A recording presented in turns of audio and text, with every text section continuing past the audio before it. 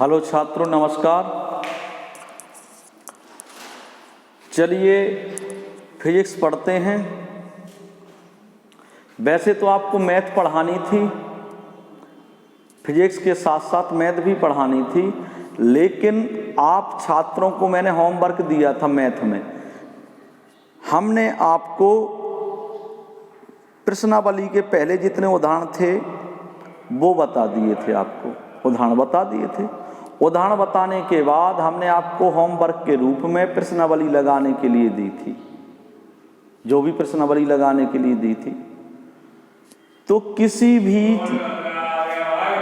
भी लड़के ने अभी तक कोई सवाल नहीं पूछा है प्रश्नावली से, तो मैं क्या समझूं इसे कि आप पढ़ते नहीं हैं।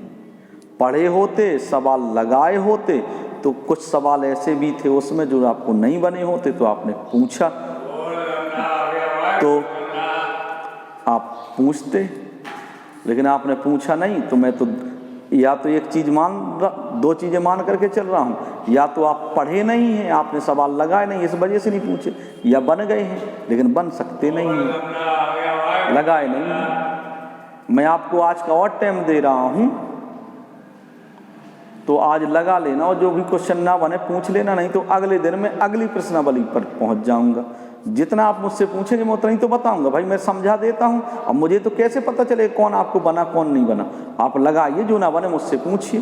तो पूछे तो है नहीं किसी ने। अगले दिन तक का टाइम है आपको, आज के दिन का टाइम है। आप मुझसे आज जो भी क्वेश्चन ना बने हो इस प्रश्नावली के, प्रश्नावली आपकी मैथ के हिसाब से कौन सी थी मैं देख करके आपको बता रहा हूँ।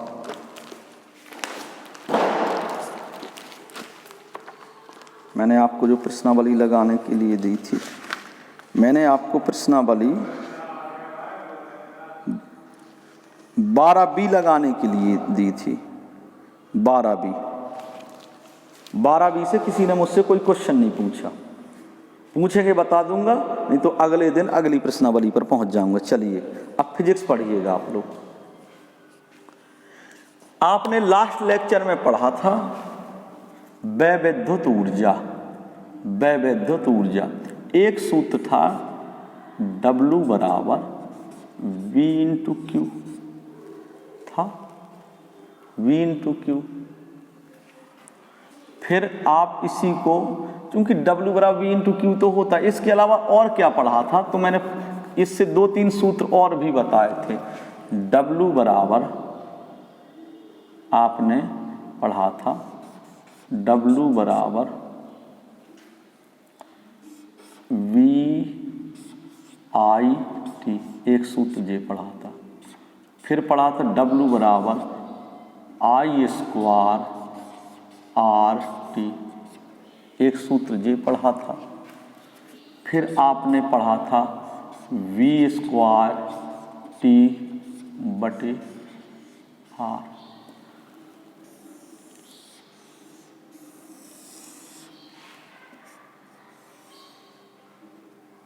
आपने एक सूत्र जे पढ़ा था, और यहाँ लिखा था, और भी लिखने जूल। ये किसका सूत्र था? वैद्युत ऊर्जा का। किसका सूत्र है? वैद्युत ऊर्जा। ये सूत्र किसका है? वैद्युत ऊर्जा। अब सूत्र ऊष्मा का जैसे पढ़ना है, ऊष्मा का, तो बस एक ऊष्मा का मात्रक क्या होता है? कैलोरी। और एक कैलोरी बराबर कितने जूल? 4.2 जूल। जो मैंने बताया, तो इसमें 4.2 का भाग दे दो तो यही वाला सूत्र ऊष्मा में बदल जाएगा। ऊष्मा को लिखते हैं हीट, लिखते हैं ना हीट, तो H बराबर, तो यही सूत्र H बराबर क्या बन जाएगा? H बराबर VIT बटे 4.2। जब ऊष्मा के रूप में लिखना हो तो इन सब सूत्रों में 4.2 का भाग दे दें, बराबर I स्क्वायर RT बटे 4.2 बराबर v² t बटे 4.2 R, और यहां लिख देंगे क्या, कैलोरी, क्योंकि ऊष्मा का मात्रक कैलोरी होता है, तो आपने 4.2 का भाग दिया तो ये कैलोरी में बदल गया। तो W बराबर VIT I² RT बराबर V² T R जे लिख लिया जूल, और 4.2 का भाग दिया तो यही सूत्र बन गया आपका कैलोरी। ये काय का सूत्र है, जरा आप मुझे ये बताएं।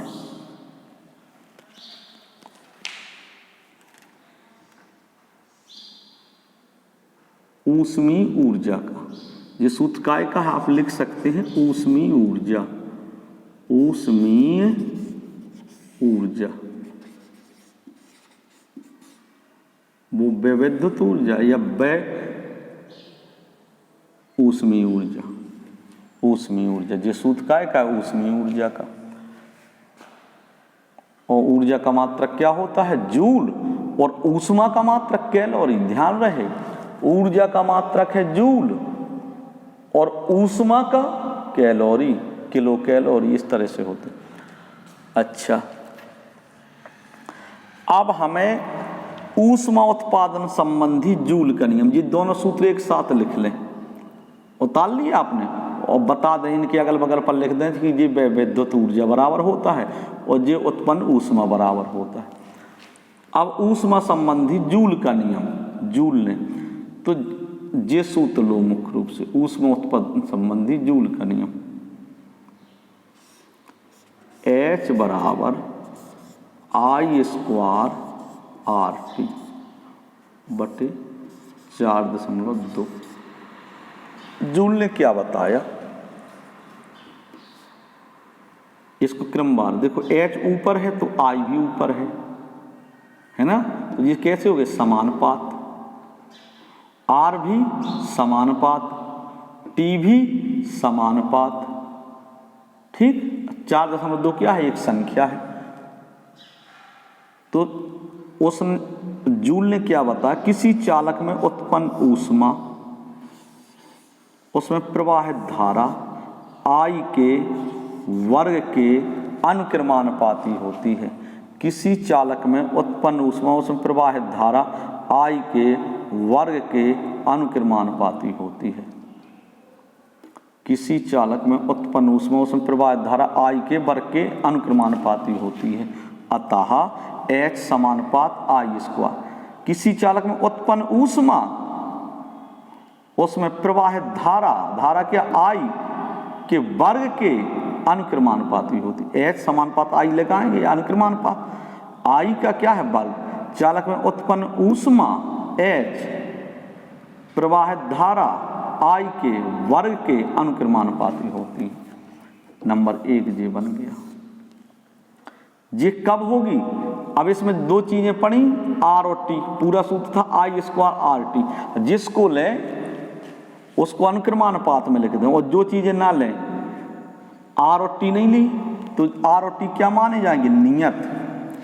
जहां बगल पर बताएंगे, जहां R व T नियत है, जहां R व T कैसे हैं, नियत हैं।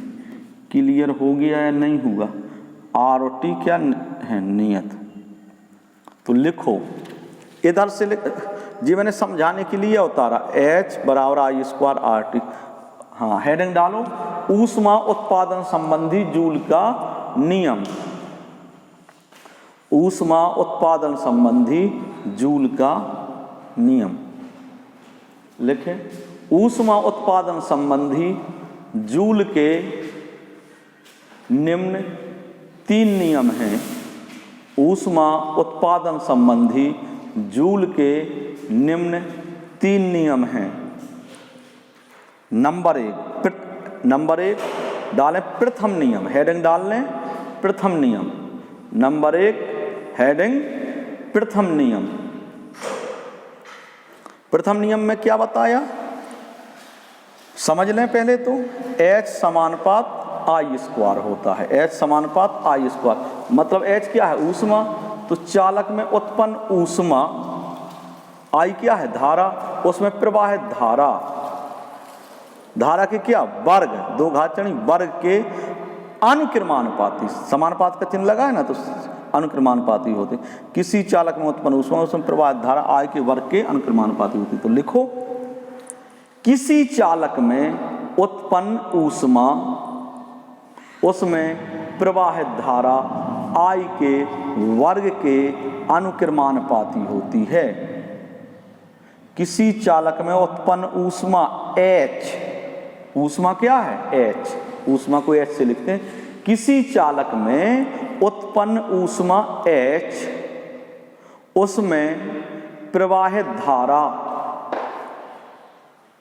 I के वर्ग के अनुक्रमानुपाती होती है। लिख गया? अतः करके बीचों बीच लिखें H समानुपात I square, H समानुपात I square, बीचों बीच लिख लिया। इसे नंबर 1 बना लें, नंबर 1, और उसी के बगल पर लिख दें। अब इस पूरा सूत्र तो था I स्क्वायर RT, अब आपने किसका जिक्र किया? केवल I का, I स्क्वायर का जिक्र किया, R और T का तो जिक्र नहीं किया। तो R और T क्या है? नियत है। तो जहां R व T क्या है? नियत है। जहां प्रतिरोध R, ऐसा लिखें, जहां R क्या है? प्रतिरोध है कि नहीं? तो लिख लें पूरा नाम। जहां प्रतिरोध R व T नियत है, समय T नियत है। जहां प्रतिरोध R व T नियत है, जहां प्रतिरोध R व समय T नियत है, जहां प्रतिरोध R व समय T नियत है। प्रथम नियम हो गया। अब हेडिंग डालो द्वितीय नियम, नंबर 2, और हेडिंग डालो द्वितीय नियम। द्वितीय नियम में क्या आएगा जी? R है ना, तो समानुपात। अब I तो निपटा दिया आपने, समाप्त हो गए। अब I के बाद क्या है? R। जब R को लेंगे तो कौन नियत हो जाएंगे? I और T नियत हो जाएंगे, I और T। I का मतलब विद्युत धारा और T का मतलब समय। I और T क्या हो जाएंगे? नियत। R को लेंगे, R क्या है? प्रतिरोध। तो ये भी कैसा है? समानुपात, मतलब ये हो गया H समानुपात R, H समानुपात R। तो क्या बना? चालक में उत्पन्न ऊष्मा H तार के प्रतिरोध R के अनुक्रमानुपाती होती है ना? अनुक्रमानुपाती सूत्र से देखो, H समानुपात R हो जाएंगे। और ये बन गया दूसरा। इसमें R लिया तो कौन कौन नियत हो गए? जहां बगल पर लिख देंगे I व T क्या है? नियत। क्लियर है कि नहीं? समझ में आ गया? तो लिखें द्वितीय नियम। द्वितीय नियम में लिखें, किसी चालक में उत्पन्न ऊष्मा H, किसी चालक में उत्पन्न ऊष्मा H, किसी चालक में उत्पन्न ऊष्मा H चालक तार के प्रतिरोध R, चालक तार के प्रतिरोध R के अनुक्रमानुपाती होती है, अनुक्रमानुपाती होती है। अतः H समानुपात क्या बनेगा? R। अतः H समानुपात R, बीचों बीच लिख दिया H समानुपात R। नंबर 2 मान लें और बगल पर लिखें जहां कौन कौन नियत हो जाएंगे? R तो आ गया यहाँ, अब I और T नहीं आए तो I और T क्या हो गए? नियत। जहां I व T नियत हैं। अब तीसरा, अब T को उठाओ, T को उठाए यहां से तो टी कैसे समानुपात, चालक में उत्पन्न ऊष्मा H, उसमें लगे हुए समय, चालक तार में लगे हुए समय उत्पन्न ऊष्मा किसके, समय के अनुक्रमानुपाती होती है। टी के क्या है, अनुक्रमानुपाती। किसी चालक में उत्पन्न ऊष्मा H, उसमें लगे हुए समय टी के अनुक्रमानुपाती होती है। किसी चालक में उत्पन्न ऊष्मा H, उसमें लगे हुए समय टी के अनुक्रमानुपाती होती है। हाँ, तो तीसरा नियम डाल लें। तृतीय नियम, किसके नियम चल रहे, जूल का, जूल के, तो हेडिंग डालो तृतीय नियम। लिखो चालक में उत्पन्न ऊष्मा, चालक में उत्पन्न ऊष्मा H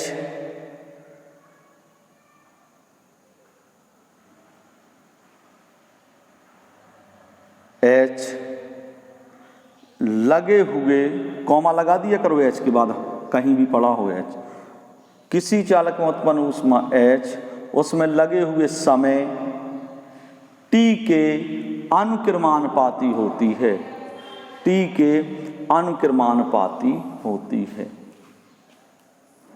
अतः H समानुपात T, H समानुपात, बीचों बीच लिखें H समानुपात T, लिख गया। जहां क्या क्या नियत है, जहां I व R नियत है, नियत है, जहां I व R नियत है। क्लियर हो गया क्या, तीनों नियम लिख लिए, उतार लिए। चलिए भाई, धन्यवाद।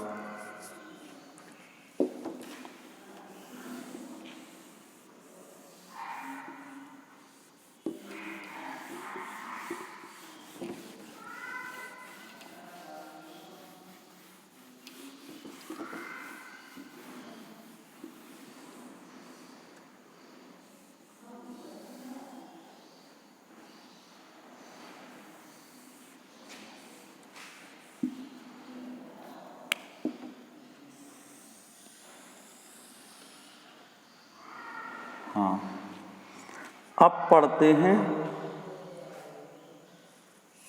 वैद्युत सामर्थ्य या शक्ति। हेडिंग डालेंगे वैद्युत सामर्थ्य या शक्ति,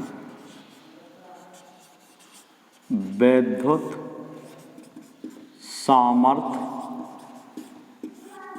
या शक्ति।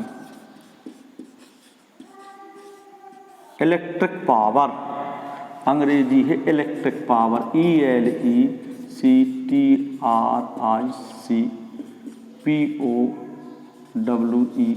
Electric power. इलेक्ट्रिक पावर क्या है, ये इलेक्ट्रिक पावर वैसे 9 में भी आपको पढ़ाया था, सामर्थ्य शक्ति। देखो 9 में पढ़ाया था, सामर्थ्य बराबर, याद होगा, सामर्थ्य बराबर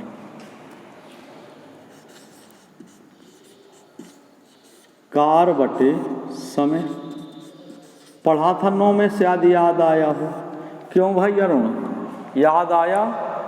अब तो अरुण आप जो है फोटो भी खींच करके नहीं भेजते हो अपने वर्क की। शुरू में तो आपने बड़ी दिलचस्पी दिखाई, अब केवल काम आ रहा है दीपेंद्र टोला का, और कोई लड़का काम नहीं भेज रहा है, केवल दीपेंद्र टोला भर काम भेज रहा है और कोई लड़का काम नहीं भेज रहा। कुछ एक आध दो लड़के और हैं, बकाया अरुण वगैरह का काम बहुत दिनों से नहीं आया। इसने शुरू में तो गौर किया लेकिन अब नहीं गौर कर रहा, तो अरुण से जो का काम नहीं आ रहा भाई। समझेंगे सामर्थ्य, सामर्थ्य बराबर कार्य बटे समय। तो इसकी परिभाषा क्या बताई थी, समझे? बटे में क्या आया, समय आया, बटे में आया कि नहीं आया? तो समय जब बटे में आ जाए कोई भी चीज तो उसके लिए एक अंक लगाते थे। एक अंक समय में किए गए कार्य को सामर्थ्य शक्ति कहते हैं। एक अंक समय में एकांक समय में, बटे में समय है ना तो एकांक हो गया। एकांक समय में किए गए कार्य को सामर्थ्य या शक्ति कहते हैं। एकांक समय में किए गए कार्य को सामर्थ्य या शक्ति कहते हैं। ठीक, एकांक समय में, एकांक समय में किए गए कार्य को सामर्थ्य या शक्ति कहते हैं। अब हम पढ़ रहे हैं वैद्युत सामर्थ्य, तो जहां सामर्थ्य लिखे हैं यहीं आगे आप वैद्युत शब्द जोड़ दें। वैद्युत सामर्थ्य, क्या दिक्कत है? वैद्युत कार की जगह कार किया गया काय के बराबर, वै वैद्युत ऊर्जा बराबर किया गया कार, वै वैद्युत ऊर्जा। वै वैद्युत ऊर्जा कितनी है? W से लिखी है वै वैद्युत ऊर्जा, लिखाई थी ना वै वैद्युत ऊर्जा W बराबर। तो जहां कार लिखा है, कार और वै वैद्युत ऊर्जा एक ही होते हैं। अभी मैंने पिछले लेक्चरों में पढ़ा है वै वैद्युत ऊर्जा बराबर किया गया कार, या किया गया कार बराबर वै वैद्युत ऊर्जा। तो कार की जगह आप लिख सकते हैं वै वैद्युत ऊर्जा, वै वैद्युत ऊर्जा, वैद्युत ऊर्जा, वै वैद्युत ऊर्जा। मतलब वैद्युत सामर्थ्य बराबर सूत्र बन गया वै वैद्युत ऊर्जा बटे समय। वैद्युत सामर्थ्य बराबर वै वैद्युत ऊर्जा बटे समय।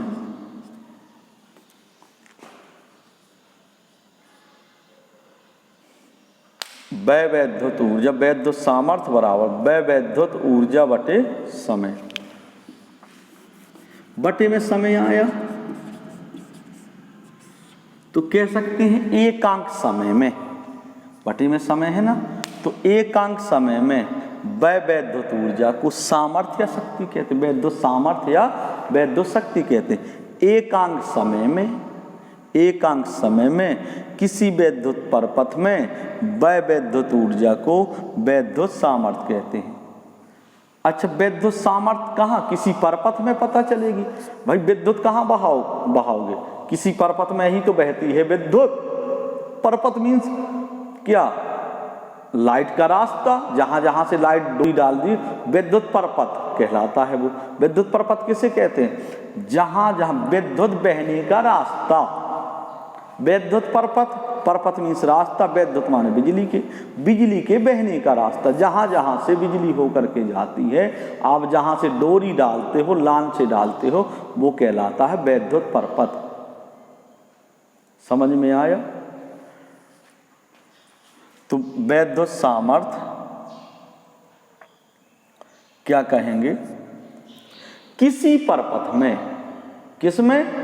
किसी परपथ में एकांक समय में वै वैद्युत ऊर्जा को वैद्युत सामर्थ्य कहते हैं। किसी परपथ में, किसी परपथ में एकांक समय में, भाई बिजली परपथ में भाई तो परपथ का जिक्र करना जरूरी है। किसी परपथ में एकांक समय में वै वैद्युत ऊर्जा को वैद्युत सामर्थ्य कहते हैं। या एकांक समय में किसी वैद्युत परपथ में वै वैद्युत ऊर्जा को वैद्युत सामर्थ्य। तो हेडिंग डाल लें आप लोग, वैद्युत सामर्थ्य या शक्ति डाल ली हेडिंग, इलेक्ट्रिक पावर लिख लिया। अब लिखो तो पहले तो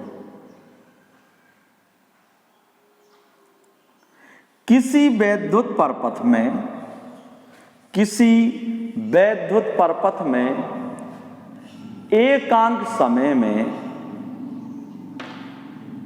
किसी वैद्युत परपथ में एकांक समय में वै वैद्युत ऊर्जा को, किसी वैद्युत परपथ में, किसी वैद्युत परपथ में एकांक समय में वै वैद्युत ऊर्जा को, किसी परपथ में एकांक समय में वै वैद्युत ऊर्जा को वैद्युत शक्ति या सामर्थ्य कहते हैं। वैद्युत शक्ति या सामर्थ्य कहते हैं।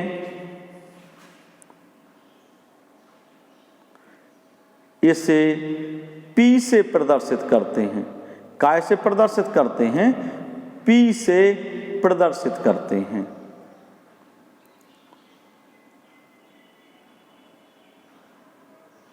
क्लियर है? आपने लिख लिया, बीचों बीच सूत्र लिखे, अतः वैद्युत सामर्थ्य बराबर वैद्युत ऊर्जा बटे समय।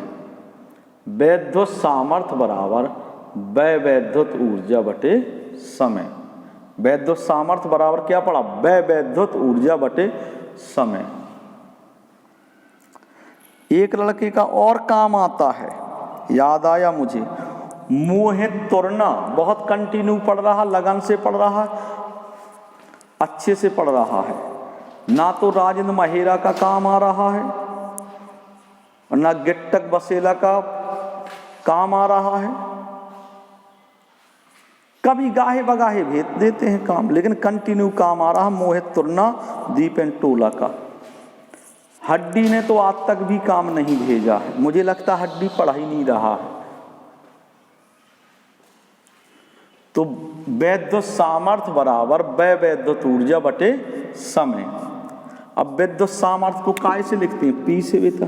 तो पी बराबर वैद्युत ऊर्जा को काय से लिखते हैं? डब्ल्यू से, और बटे समय को लिखते हैं टी से। अब मतलब सूत्र को हमें प्रतीकों के रूप में लिखना है। सूत्र को काय के रूप में लिखना है? प्रतीकों के रूप में लिखना है। सूत्र को हमें काय के रूप में लिखना है? ये जो प्रतीक हमने लगाए हैं इसके रूप, तो ये आने चाहिए। तो कैसे लिखेंगे? P बराबर W बटे T होता है। W क्या है? वैद्युत ऊर्जा। तो शब्दों में प्रयोग करके लिखो। कैसे लिखेंगे? यदि किसी विद्युत परपथ में T समय में W जूल ऊर्जा व्यय हो, यदि किसी विद्युत परपथ में T समय में W जूल ऊर्जा व्यय हो, तो फिर बीचों बीच लिखें P बराबर W बटे T। तो लिखें यदि किसी विद्युत परपथ में, यदि किसी विद्युत परपथ में T समय में W जूल ऊर्जा व्यय हो, यदि किसी परपथ में T समय में W जूल ऊर्जा व्यय हो, तो बीचों बीच लिखें अब P बराबर W बटे T। P बराबर W बटे T।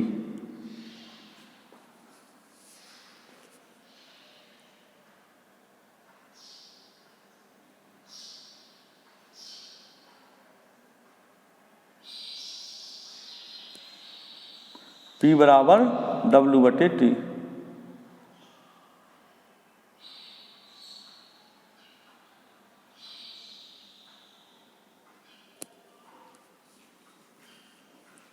लिख गया? अच्छा, अब समझिएगा और समझते हैं। अब आती है काय की बारी? मात्रक की बारी।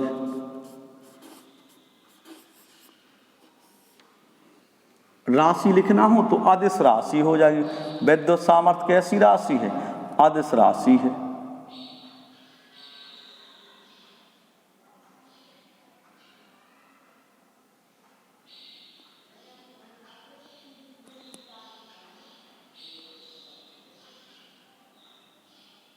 ठीक। मात्रक तो सामर्थ्य, ऊर्जा का मात्रक क्या होता है? आप अभी भी लिखा है जूल होता है ऊर्जा। वैद्युत ऊर्जा का मात्रक क्या होता है? जूल। मात्रक क्या बनेगा? जूल, और बटे सेकंड समय है प्रति सेकंड। मात्रक बना जूल प्रति सेकंड। जूल प्रति सेकंड को कहते हैं वाट। क्या कहते हैं? वाट। तो लिखो नीचे से, इसका मात्रक जूल प्रति सेकंड या वाट है। इसका मात्रक जूल प्रति सेकंड या वाट है। जूल प्रति सेकंड या वाट है। ठीक। अब भैया वाट शब्द पढ़ा, जूल प्रति सेकंड या वाट है, तो अब वाट की परिभाषा, मात्रक की परिभाषा बनानी है आपको। तो हेडिंग डालने वाट, हेडिंग क्या डालेंगे आप लोग, वाट, हेडिंग डलेगी आपकी वाट, WATT, अंग्रेजी चाहे लिख लें WATT, वाट। सूत्र आपका ये है P बराबर W/T, आपने पढ़ा है, T बराबर यदि मैंने बताया जिसकी मात्रक की यदि परिभाषा निकालनी हो तो जो भी चीज़ें उसमें पढ़ रही हैं उनकी जगह एक एक रखा जाता है। मात्रक की यदि परिभाषा निकालनी हो तो यदि T बराबर क्या लिख लें, 1 सेकेंड, T बराबर 1 सेकेंड, और W बराबर लिख लें 1 जूल। तो देखो P बराबर क्या आ जाएगा, 1 जूल बटे 1 सेकेंड, 1 जूल बटे 1 सेकेंड। P बराबर 1 का भाग 1 में दिया तो 1 आ जाएगा, और क्या आ जाएगा, जूल प्रति सेकेंड, जूल प्रति सेकेंड। इसी को आप क्या कहते हैं, वाट। तो P बराबर क्या बन गया, 1 वाट। जी अब वाट की परिभाषा बना लो, चूंकि ऐसे लिख लिएगा, चूंकि अब वाट की परिभाषा लिखनी पहले तो जे उतारो, पहले वाट, हेडिंग डाल दिया आपने, वाट डल गई आपकी हेडिंग, चलिए अच्छी बात है। तो लिखो चूंकि P बराबर W/T, P बराबर W/T लिख लिया। अब परिभाषा यदि ये पूरा उतार लो, यदि T बराबर 1 सेकेंड और W बराबर 1 जूल, मतलब समय T बराबर 1 सेकेंड और वह वैद्युत ऊर्जा W बराबर 1 जूल, तो P बराबर 1 जूल बटे 1 सेकेंड, 1 का भाग 1 में दो तो 1 ही आएगा, और जूल प्रति सेकेंड आ जाएगा। जूल प्रति सेकेंड को ही तो आपने क्या कहा, वाट।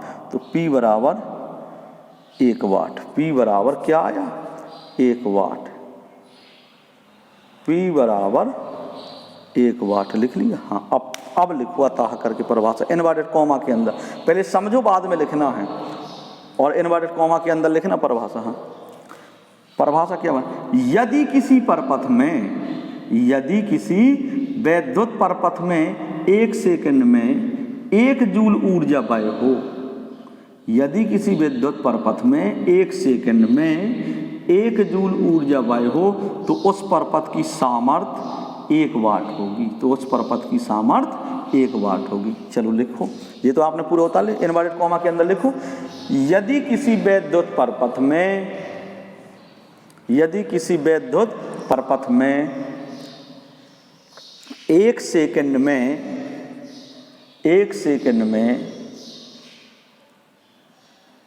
वह वैद्युत ऊर्जा, यदि किसी विद्युत परपथ में 1 सेकंड में वह वैद्युत ऊर्जा 1 W हो, यदि किसी वैद्युत परपथ में 1 सेकंड में वह विद्युत ऊर्जा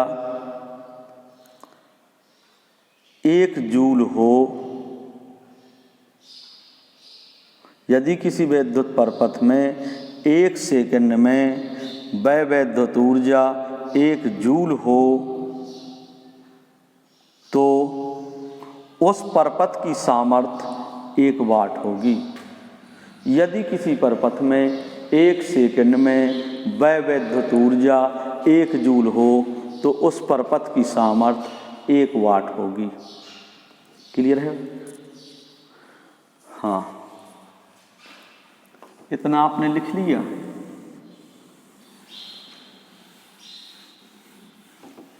सामर्थ्य को आज आपको ज़्यादा पढ़ाई देते हैं, कभी कभार ऐसा भी हो जाता है कि हम वीडियो नहीं डाल पाते, तो चलो आज आपको ज़्यादा पढ़ाई देते हैं, टेंशन नहीं लेने का। हाँ आपने सामर्थ्य की अन्य सूत्र क्या बनेंगे, सामर्थ्य के अन्य सूत्र। तो पहली बात तो आपने P बराबर आपने पढ़ा है W/T, पढ़ा है कि नहीं। P बराबर W/T पढ़ा, W के क्या मान है VIT, W की जगह आप VIT लिख दें और बटे में T है, तो T से T कर जाएगा तो P बराबर आपका क्या आ जाएगा VI, P बराबर आपका आ गया VI एक सूत्र तो सामर्थ्य का जे बन गया, P बराबर we I.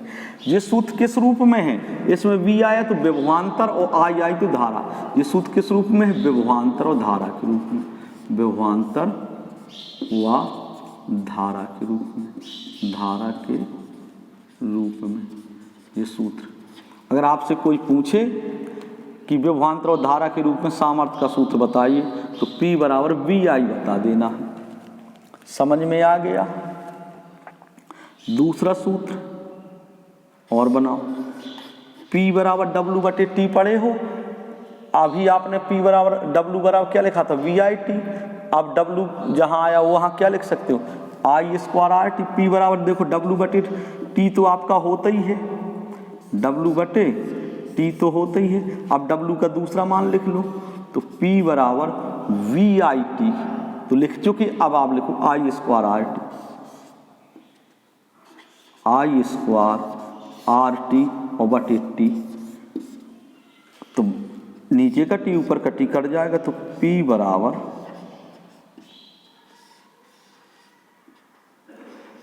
I square are. होगा कि नहीं होगा आप मुझे ये बताएं। P बराबर आई स्क्वायर आर बन जाएगा, मतलब W के सूत्र में जहां जहां T आया है और सामर्थ्य में बटे में T होने के कारण W के T सब कट जाएंगे, वैद्युत ऊर्जा के T कट जाएंगे, क्योंकि सामर्थ्य में बटे में क्या है, T है। P बराबर W बटे T होता है कि नहीं होता, तो W की जगह वी आई टी लिखोगे और T इसमें पहले से तो इससे T कट जाएगा। इधर से W बराबर आई स्क्वायर आर टी लिखोगे और बटे में अपना T है सो जे T कट जाएगा। फिर जे लिखोगे वी स्क्वायर टी बटे आर और अपना भी बटे में T है तो T से T कट जाएगा। अब तीसरा सूत्र बना रहे। अब ये सूत्र किस रूप में है जरा बताएं। आई आई तो धारा, धारा और आर आया तो प्रतिरोध, धारा व प्रतिरोध के पदों में, धारा व प्रतिरोध के पदों में, धारा व प्रतिरोध के पदों में।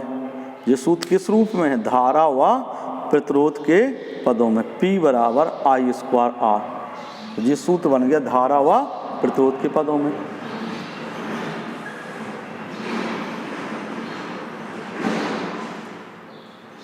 लिख लिया,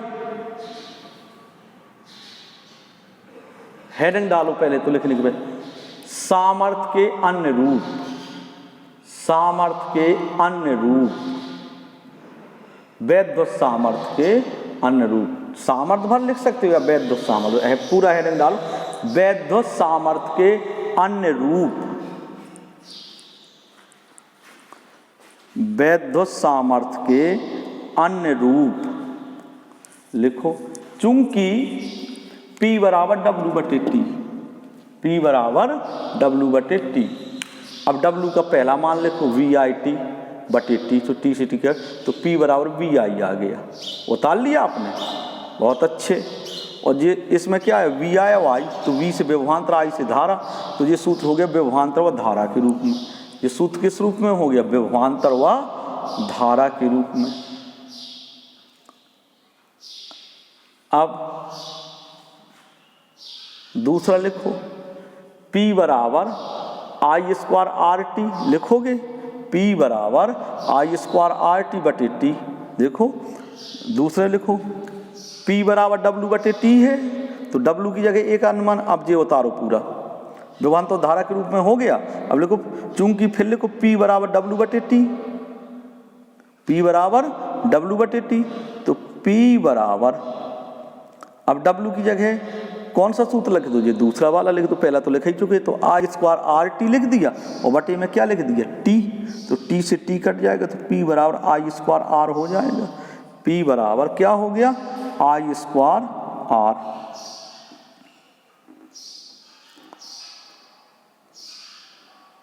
P बराबर हो गया आपका आई स्क्वायर आर।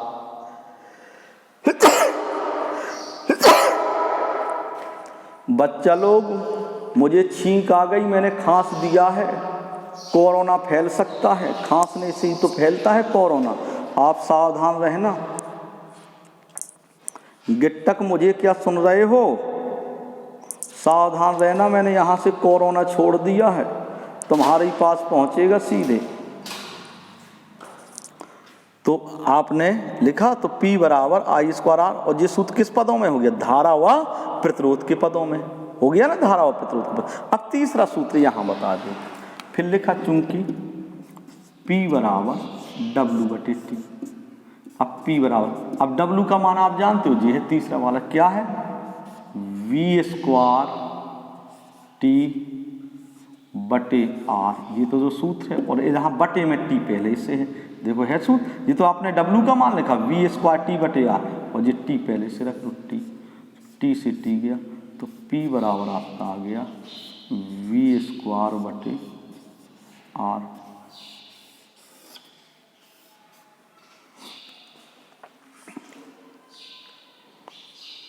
P बराबर क्या आ गया, V स्क्वायर/R, P बराबर V स्क्वायर/R। और इन सब में क्या जुड़ा होगा, सामर्थ्य का मात्रक वाट पड़ा, तो इधर भी वाट जुड़ा होगा, इसमें भी वाट जुड़ा होगा, P बराबर VI वाट, इधर भी वाट जुड़ा होगा, I स्क्वायर R वाट, और P बराबर V स्क्वायर/R। जी अच्छा, ये सूत्र किस पदों में है जरा बताएंगे मुझे, इसमें V आया तो विभवांतर हो गया, R आया तो प्रतिरोध, किस पदों में हो गया, विभवांतर व प्रतिरोध के पदों में, विभवांतर व प्रतिरोध के पदों में, प्रतिरोध के पदों में ये सूत्र हो गया, P बराबर V स्क्वायर/R। समझ में आ गया। अब P बराबर आपने तीन सूत्र प्राप्त किए, P बराबर VI, P बराबर I स्क्वायर R, P बराबर V स्क्वायर/R।